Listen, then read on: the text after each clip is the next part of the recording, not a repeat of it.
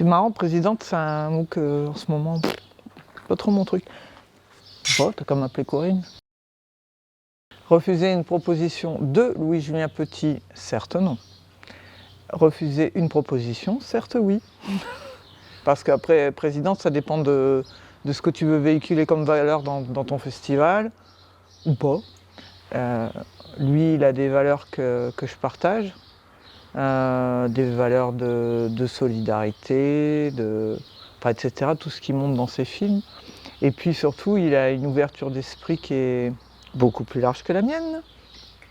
Et il regarde devant, voir comment on peut changer, dénoncer des faits dans une société, mais les changer. Puis se poser des questions publiques aussi, poser des questions aux jurés qui vont être là, puisqu'on est tous, on vient tous de milieux et on fait tous des choses différentes.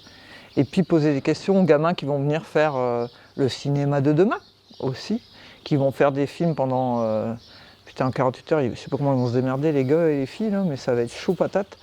Et leur demander aussi leur vision de l'avenir à eux. Qu'est-ce que c'est que demain? Qu'est-ce qu'on fera demain? Bon, a priori c'est mal barré, mais qu'est-ce qu'on peut faire nous?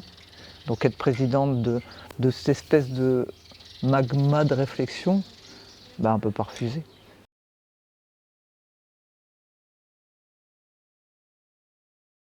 Je sais pas comment je vais faire, j'ai déjà été présidente de jury. Moi le truc c'est que j'ai pas trop envie que ce soit pyramidal, j'aimerais que ce soit horizontal.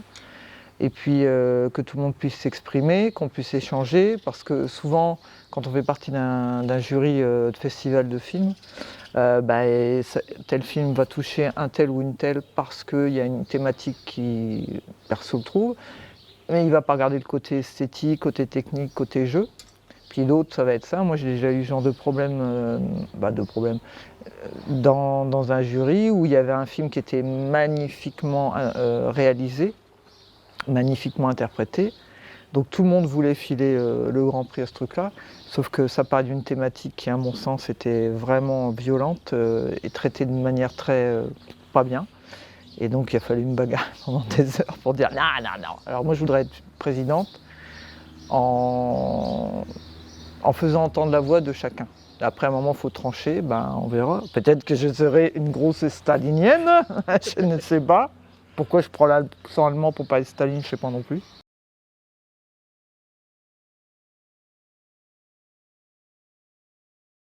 Moi, je ne veux pas avoir de teaser des films, je veux pas savoir de quoi ça parle, je veux pas de synopsis, je veux découvrir les films comme les spectateurs et les spectatrices.